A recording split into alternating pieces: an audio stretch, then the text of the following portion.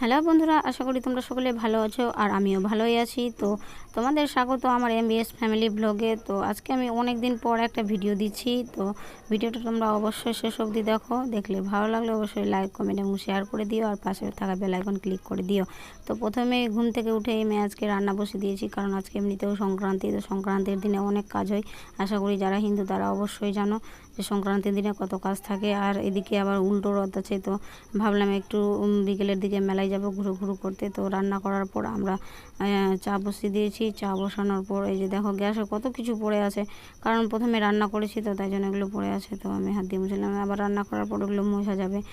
এদিকে যতক্ষণে আমার চাটা ফুটছে ততক্ষণে আমি কৌটোতে চিনিটা ভরে নিচ্ছি, কারণ কয়েকদিন আগেই চিনিটা নিয়ে এসছে কিন্তু ক্যারি ব্যাগ থেকে খোলা হয়নি। তো আজকে ভাবলাম আমি চিনিটা ভরে নিই, তাই জন্য আমি কৌটোতে চিনিটা ভরে নিলাম। কারণ বাইরে থাকলে এমনিতেই যখন তখন বৃষ্টি পড়ে যায় আর চিনিগুলো গলে যায়, তো তাই জন্য কৌটোতে চিনিটা ভরে নিলাম। আর এদিকে চা হওয়ার পর আমরা চলে এসেছি চা খেতে। তো তোমরা সকলে যদি কাপে চা খাও তো আমরা গ্লাসে চা খাই।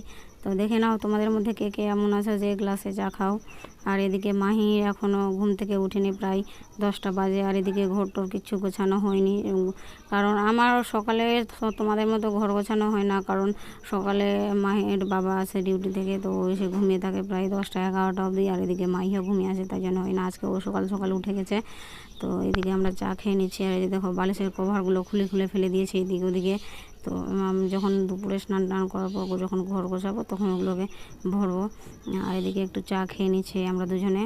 আর এখানে বাবুটাকে উঠাচ্ছি, অনেক বেলা হয়ে গেলো তবুও ঘুম থেকে উঠছে না। কালকে রাত্রে অনেক তাড়াতাড়ি ঘুমিয়েছে, তবুও অনেক বেলা হয়ে গেলো তবুও এখনও উঠছে না। তো ঘুম থেকে উঠাচ্ছিলাম, আবার ঘুমাচ্ছে, আবার উঠছে, আবার ঘুমাচ্ছে। তো এরকমই করছে। তো বন্ধুরা, আমাকে তোমরা ভালোবাসা দিও, আমিও যাতে তোমাদের মতো এগিয়ে যেতে পারি। আর এদিকে আমার সম্পূর্ণ ঘর টোর মোছা কমপ্লিট। উপরে ফ্যান ছেড়ে দিয়েছি যাতে তাড়াতাড়ি বারান্দাটা শুকিয়ে যায়, নইলে পা হয়ে যায় বারান্দাগুলোতে। ঘর মোছা কমপ্লিট, এবার যাবো আমি স্নান করতে। তো স্নান করে এসে একবারে পুজো টুজো দিয়ে তারপরে আবার তোমাদের সাথে কথা হচ্ছে। ততক্ষণের জন্য তোমরা ভিডিওর সঙ্গেই থাকো। আমার ততক্ষণে পুজো হয়ে গেল। আর পুজো হওয়ার পর এরপর আমি চলে যাব খাওয়া দাওয়া করতে।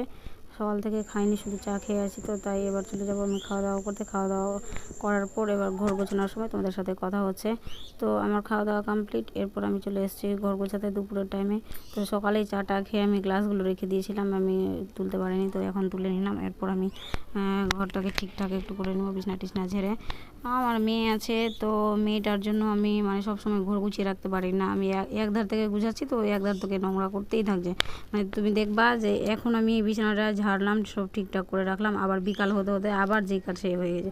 তো গোছানো না গোছানো এক সমানই হয়ে যায়। আর হ্যাঁ, একটা কথা, বিকেল 6টায় আমি লাইভে আসছি। তো তোমরা যারা যারা আমার সাথে গল্প করতে চাও অবশ্যই চলে আসবে, জয়েন হয়ে যাবে 6টার মধ্যে আমার সাথে। আমরা সকলে মিলে একটু গল্প গুজব করবো, এরপর শোকেস গুছিয়ে নিব। তো আমাদের খাটো মানুষদের নিয়ে অনেক ঝামেলা, আমরা নিচ থেকে পুরোটা হাত পাই না, আর খাট থেকে এভাবে উঠে উঠে কাজগুলো করতে হয়। আর এর মধ্যে আবার অনেক কিছু ক্ষতিও করে বসি, কারণ এর আগে নিচের একটা শোকেসের কাঁচ ভেঙেছে, আর আমার আলনাটা পুরো ভেঙে দিয়েছি আমি এভাবে চেপে চেপেই গুছাতে গিয়ে। তো আমাকে এর জন্য বকাও খেতে হয়েছে। মোটামুটিভাবে আমার ঘরটা গুছানো হয়ে গেছে, দেখে নাও একটু কীরকম লাগছে দেখতে।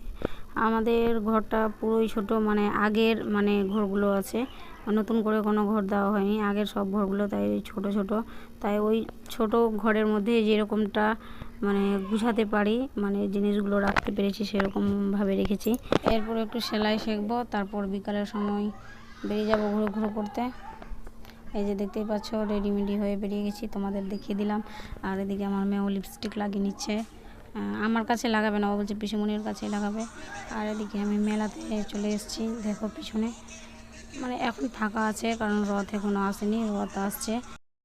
আর মেলায় আসতে না আসতে ভিডিও করতে করতেই দেখি একটা অ্যাক্সিডেন্ট হয়ে গেল।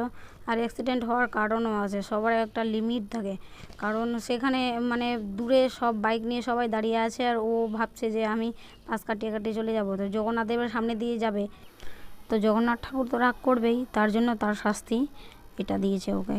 ভাগ্যিস যে ওর কিছু হয়নি, হালকা একটু স্কুটির পার্টসগুলোর একটু ক্ষতি হয়েছে, ওর কিছু হয়নি। ভাগ্যিস ঠাকুরের সহায় আছে বলেই কিছু হয়নি, নইলে ওর অবস্থা খারাপ ছিল। আমি ভাবলাম যে ওর অবস্থা অবশ্যই খারাপ আছে, এই যে কীভাবে পড়েছে দেখতেই পেলা তোমরা।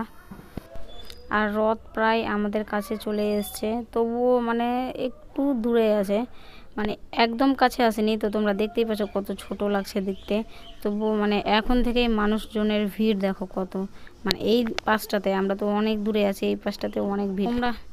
তোমরা জাস্ট ভাবো রথের কাছে কত লোক না হবে, মানে আমি ভাবছি যে যেটার জন্য আসলাম সেটা মানে পাবো কি পাবো না, মানে দড়ি ধরার জন্য যে এসেছি, তো রথের দড়িটা ধরতে পাবো কি পাবো না, কিন্তু না সামনের দিকে অনেক মানে ছেলেগুলো সব ভিড় করছিল, তো পিছনের দিকে বউ বাচ্চারা সবাই দড়ি ধরে টানছিল।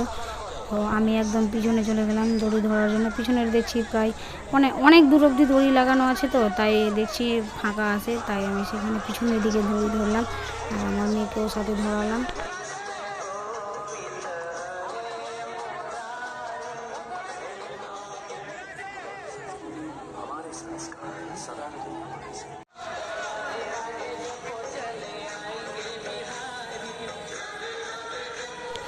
আজকের জন্য এতটুকুই, ততক্ষণের জন্য ভালো থেকো, নিজের খেয়াল রেখো, দেখা হবে আবার নেক্সট ভিডিওতে।